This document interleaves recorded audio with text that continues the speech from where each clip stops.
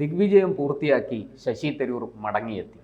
മോദി ഏൽപ്പിച്ച ജോലി ഭംഗിയായിട്ടാണ് തരൂർ പൂർത്തിയാക്കിയത്. അത് ലോകം മുഴുവനും കണ്ടു. ഇപ്പോഴിതാ തരൂരിനെ മോദി വിളിക്കുകയും അവർ തമ്മിൽ കൂടിക്കാഴ്ച നടക്കുകയും ചെയ്തിരിക്കുന്നു.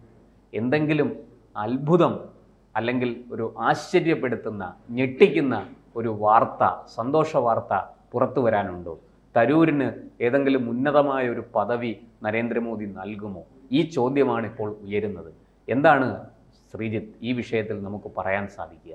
ഡൽഹിയിൽ നിന്നും അങ്ങനെ പല വാർത്തകളും വരുന്നുണ്ട്. കാരണം വിദേശകാര്യങ്ങളുമായി ബന്ധപ്പെട്ട ഒരു സമിതി രൂപീകരിക്കുമെന്നും അതിൻ്റെ നേതൃപദവിയിലേക്ക് ശശി തരൂരിനെ കൊണ്ടുവരുമെന്നും എല്ലാമുള്ള വാർത്തകൾ വരുന്നുണ്ട്. അതോടൊപ്പം തന്നെ നാം ഈ ഡൽഹിയിൽ നരേന്ദ്രമോദി വിളിച്ചു, അദ്ദേഹം നരേന്ദ്രമോദിയെ കാണുകയും തുടർന്ന് അദ്ദേഹത്തിൻ്റെ വിദേശ രാജ്യങ്ങളുടെ പര്യടനം ഉണ്ടായിരുന്നല്ലോ. അമേരിക്കയിലെത്തി മാധ്യമപ്രവർത്തകരോട് ഉൾപ്പെടെ ഇന്ത്യയുടെ നിലപാട് എന്താണ്, ഇന്ത്യ എന്തുകൊണ്ടാണ് പാകിസ്ഥാനിൽ ആക്രമണം നടത്തിയത്, പാകിസ്ഥാൻ ഒരു ഭീകരവാദ രാഷ്ട്രമാണെന്നും അതോടൊപ്പം തന്നെ കൊളംബിയയിലേക്ക് പോയി കൊളംബിയയുടെ നിലപാട്, പാകിസ്ഥാൻ അനുകൂലമായി എടുത്ത നിലപാട് മാറ്റാൻ ശശി തരൂറിന് കഴിയുന്ന ഒരു സാഹചര്യം ഉണ്ടാകുന്നു.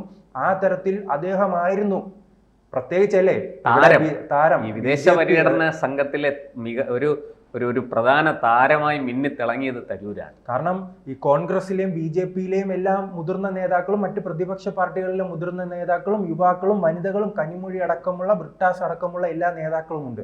പക്ഷെ താരം ശശി തരൂരായിരുന്നു. അതുകൊണ്ട് തന്നെയാണ് നരേന്ദ്രമോദിയുടെ ഓഫീസ് നേരിട്ട് വിളിച്ച് അദ്ദേഹം അവിടെ എത്തി നരേന്ദ്രമോദിയെ കാണുകയും കൂടിക്കാഴ്ചയ്ക്ക് ശേഷം ഈ അമേരിക്കയിൽ ഉൾപ്പെടെ എന്തെല്ലാം സംഭവങ്ങൾ നടന്നു അതിനെക്കുറിച്ചുള്ള വിശദ വിവരങ്ങൾ നരേന്ദ്രമോദിയെ ധരിപ്പിക്കുകയും ചെയ്തു. ആ സമയം നാം ശ്രദ്ധിക്കാനുള്ളത് കോൺഗ്രസ് പക്ഷേ ഇദ്ദേഹത്തിന് എതിരായി തിരിഞ്ഞിരിക്കുകയാണ്. പ്രത്യേകിച്ച് നമുക്കറിയാം അദ്ദേഹം കേരളത്തിൽ MP ആണല്ലോ, നിലമ്പൂരിലെ ഇപ്പോൾ തിരുവനന്തപുരത്ത് MP ആണല്ലോ.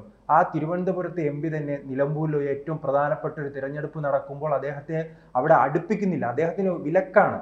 ആ വിലക്ക് പരിശോധിക്കുമ്പോഴാണ് നമുക്ക് മനസ്സിലാകുന്നത് ദേശീയതയ്ക്ക് വേണ്ടി അമേരിക്കയിലും കൊളംബിയയിലും ഉൾപ്പെടെയുള്ള വിദേശ രാജ്യങ്ങളിലെത്തി ഇന്ത്യയുടെ നിലപാട് വ്യക്തമാക്കിയ ശശി തരൂരിനെ ഒതുക്കണമെന്നത് കോൺഗ്രസിന്റെ നയമാണോ രാഹുൽ ഗാന്ധിയുടെ നയമാണോ എന്ന് സംശയിക്കേണ്ടിയിരിക്കുന്നു. കുറച്ചു കാലങ്ങളായി തന്നെ നമുക്കറിയാം ഒരു ദേശീയത വളർത്തുന്ന ഒരു പാർട്ടിയായിരുന്നല്ലോ ഈ കോൺഗ്രസ്. പക്ഷെ 2004 ശേഷം അല്ലെ 2004 അതിനു മുൻപ് തന്നെ സോണിയാഗാന്ധിയുടെ കയ്യിലേക്ക് 98-99 കാലത്താണ് സോണിയ കോൺഗ്രസിന്റെ പ്രസിഡന്റ് സ്ഥാനത്തേക്ക് വരുന്നത്. ആ കാലം മുതൽ തന്നെ കോൺഗ്രസ് അവിടെ നിന്ന് മാറുകയാണ്. ദേശീയത മാറി ന്യൂനപക്ഷ പ്രീണനത്തിലേക്ക് പോകുന്നു. പാകിസ്ഥാൻ ഇന്ത്യയിൽ എപ്പോൾ വേണമെങ്കിൽ ആക്രമണം നടത്താൻ, ഏത് നഗരത്തിൽ വേണമെങ്കിലും ബോംബ് വെച്ച് തകർക്കാം, മരണങ്ങൾ സംഭവിക്കാം എന്ന രീതിയിലേക്ക് പോകുന്ന ഒരു ഭരണ സംവിധാനത്തിലേക്ക് വരെ കൊണ്ടെത്തിക്കുന്ന ഒരു സാഹചര്യം നാം കണ്ടതാണ്. അതെ, സുരക്ഷാ വിഷയങ്ങളിൽ അങ്ങേയറ്റത്തെ വീഴ്ചകൾ ഉണ്ടായി. ആ സമയത്ത് നിന്നെല്ലാം മാറുമ്പോൾ ആ സമയം പറയുന്നു വലിയ രീതിയിൽ ജനങ്ങൾ പ്രതിഷേധം സംഘടിപ്പിച്ചു. അതെന്താണ് അല്ലെ, നിങ്ങൾ ന്യൂനപക്ഷ പ്രീണനം മാറ്റിവെക്കൂ, രാജ്യത്തിനായി നല്ലത് ചെയ്യൂ, സുരക്ഷ വർദ്ധിപ്പിക്കൂ, അഴിമതിയിൽ നിന്നും പുറത്തു വരൂ എന്ന് ജനങ്ങൾ ആവശ്യപ്പെടുമ്പോഴും അതിനൊന്നും തയ്യാറാകാൻ ഈ കോൺഗ്രസിന്റെ നേതൃത്വത്തിലുള്ള സർക്കാരും തയ്യാറായില്ല, ആ പാർട്ടിയും തയ്യാറായില്ല. അതിനുശേഷമാണ് ജനങ്ങൾ ഒരു കാര്യം തീരുമാനിക്കുകയും ചെയ്തു. ആ കാര്യം തീരുമാനിച്ചത് കോൺഗ്രസിനെയും അതോടൊപ്പം തന്നെ അവരെ പിന്തുണയ്ക്കുന്ന പാർട്ടികളെയും പൂർണ്ണമായി തന്നെ വിവിധ സംസ്ഥാനങ്ങളിൽ നിന്ന് തുടച്ചു നീക്കണമെന്ന ഒരു തീരുമാനം എടുത്തു. അത് നടപ്പിലാക്കിക്കൊണ്ടിരിക്കുകയാണ്. പക്ഷെ അത് നടപ്പിലാക്കുമ്പോഴും ഈ രാഹുൽ ഗാന്ധി മാത്രം അത് തിരിച്ചറിയുന്നില്ല.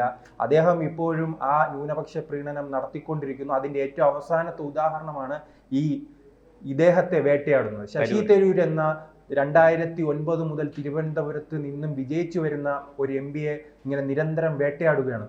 മറിച്ച് അദ്ദേഹത്തിന് വേണ്ടി വിടുപണി ചെയ്യുന്ന വേണുഗോപാൽ അടക്കമുള്ള KC വേണുഗോപാൽ അടക്കമുള്ള രാജ്മോഹൻ ഉണ്ണിത്താൻ അടക്കമുള്ള നേതാക്കളെ ഒരു ഭാഗത്ത് വലിയ രീതിയിൽ വളർത്തുന്നുണ്ട്. പക്ഷേ രാജ്യത്തിന് വേണ്ടി സംസാരിക്കുന്ന ശശി തരൂരിനെ പൂർണ്ണമായി ഒതുക്കുവാനാണ് ശ്രമം. പക്ഷേ അതിനെന്തായാലും നമ്മുടെ കേന്ദ്ര സർക്കാരും ഭരണ സംവിധാനങ്ങളും ശശി തരൂരിന് നല്ല പിന്തുണയുമായിട്ട് വരുന്നുണ്ട്. പക്ഷേ ഇതിനകത്ത് കോൺഗ്രസിൻ്റെ ഭാഗത്തുനിന്ന് മറ്റൊരു കാഴ്ച കൂടി കഴിഞ്ഞ ദിവസം കണ്ടു. കോൺഗ്രസിൻ്റെ വളരെ പ്രധാനപ്പെട്ട ഒരു നേതാവാണ് താരിഖ് അൻവർ. അദ്ദേഹം ഇപ്പോൾ ശശി തരൂരിന് പിന്തുണയുമായിട്ട് വരുന്നു. ശശി തരൂർ ചെയ്തതിൽ ഒരു തെറ്റുമില്ല. എനിക്ക് തോന്നുന്നു കോൺഗ്രസിനുള്ളിലെ പല മുസ്ലിം നേതാക്കളും, ഇപ്പോൾ സൽമാൻ ഖുർഷിദ് ഇന്നിപ്പോൾ കോൺഗ്രസ്സിൽ ഇല്ലെങ്കിലും ഒരു കാലത്ത് കോൺഗ്രസിൻ്റെ നെടുന്തൂണായിരുന്ന ഗുലാം നബി ആസാദ്, ഇവരൊക്കെ ശശി തരൂരിനെ പോലെ ദേശീയത, ഈ താരിഖ് അൻവർ പറയുന്നത് ദേശീയതയെക്കുറിച്ചല്ലാതെ പിന്നെ നമ്മൾ എന്താണ് പറയേണ്ടതെന്നാണ് അദ്ദേഹം ചോദിക്കുന്നത്. അങ്ങനെയുള്ള താരിഖ് അൻവർ, ശശി തരൂർ ഒരു തെറ്റും ചെയ്തിട്ടില്ല. അദ്ദേഹത്തിന് ഏൽപ്പിച്ച ജോലി അദ്ദേഹം ഭംഗിയായിട്ട് ചെയ്തു. അദ്ദേഹം അത് വ്യക്തിപരമായിട്ടാണ് നിർവഹിച്ചിരിക്കുന്നത്. അതിനകത്ത് പാർട്ടിയുമായിട്ടൊരു കോൺഫ്ലിക്റ്റ്, ഒരു സംഘർഷത്തിന് സാധ്യതയില്ല, ആവശ്യവുമില്ല എന്ന് അദ്ദേഹം പറയുന്നു. പക്ഷേ ഈ കാര്യം രാഹുൽ ഗാന്ധിക്കും സോണിയ പരിവാറിനും മാത്രം മനസ്സിലാകുന്നില്ല. അതാണ് അവസ്ഥ. അല്ല, അതാണ് പറയുന്നത്. അതുകൊണ്ട് തന്നെയാണ് ഇപ്പോൾ എൻ്റെ ചോദ്യം, ഈ തരൂർ ഇനിയും ഇങ്ങനെ കോൺഗ്രസിൽ കടിച്ചു തൂങ്ങി നിൽക്കുമോ, അതോ കോൺഗ്രസ് അദ്ദേഹത്തെ പുറത്താക്കുമോ? കാരണം എന്തായാലും ഈ നെഹ്റൂവിയൻ പാരമ്പര്യത്തിന്, സോണിയ പരിവാറിന് ഏറ്റവും വലിയ വെല്ലുവിളിയായി തരൂർ മാറിയിരിക്കുകയാണ്.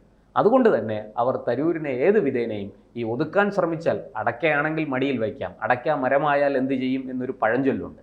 അതുപോലെ ഇന്നിപ്പോൾ തരൂർ വളർന്ന് പന്തലിച്ച് നിൽക്കുന്ന ഒരു വൃക്ഷമാണ്, ഒരു വടവൃക്ഷമാണ്. ലോകം മുഴുവനും അത് കണ്ടു കഴിഞ്ഞു.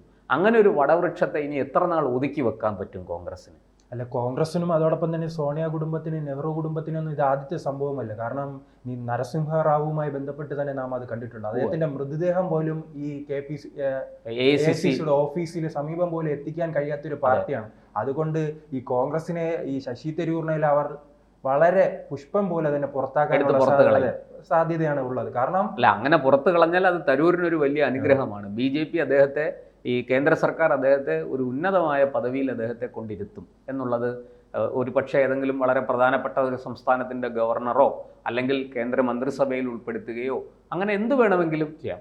പുറത്താക്കിയാൽ, കോൺഗ്രസ് അദ്ദേഹത്തെ പുറത്താക്കിയാൽ തിരുവനന്തപുരത്ത് ഒരു ഉപതെരഞ്ഞെടുപ്പ് നടക്കില്ല എന്ന് പൊതുവെ പറഞ്ഞു കേൾക്കുന്നു. അല്ലാത്ത പക്ഷം തിരുവനന്തപുരത്ത് ഒരു ഉപതെരഞ്ഞെടുപ്പ് നടക്കാൻ സാധ്യതയുണ്ട് എന്ന് പോലും രാഷ്ട്രീയ നിരീക്ഷകർ ഈ വിഷയം ചർച്ച ചെയ്യുമ്പോൾ അവർ വിവരം ഇങ്ങനെ പങ്കുവയ്ക്കുന്നുണ്ട്. ഈ ഉത്തരേന്ത്യയിൽ നമുക്ക് പരിശോധിക്കുമ്പോൾ അറിയാം, ഈ രാഹുൽ ഗാന്ധിയുടെ ഉപദേശവുമായി ഇറങ്ങുന്ന നേതാക്കളെല്ലാം വൻ പരാജയമാണ്. പക്ഷേ ഈ രാഹുൽ ഗാന്ധിക്ക് ഉപദേശം നൽകുന്ന നേതാക്കളാണ് കേരളത്തിൽ നിന്നുള്ളത്. അതുകൊണ്ട് അവർക്കറിയാം, എന്തായാലും ഈ തിരുവനന്തപുരത്ത് ശശി തരൂരിനെ പുറത്താക്കുകയാണെങ്കിൽ പിന്നെ ലോക്സഭയിൽ നിന്നുള്ള ഒരു MP കുറഞ്ഞു കിട്ടുമെന്ന് അവർക്ക് ധാരണയുണ്ട്. അതുകൊണ്ടാണ് ശശി തരൂർ ഇത്തരം പ്രസ്താവനകൾ നടത്തുമ്പോഴും അവർ മൗനം പാലിക്കുന്നത്.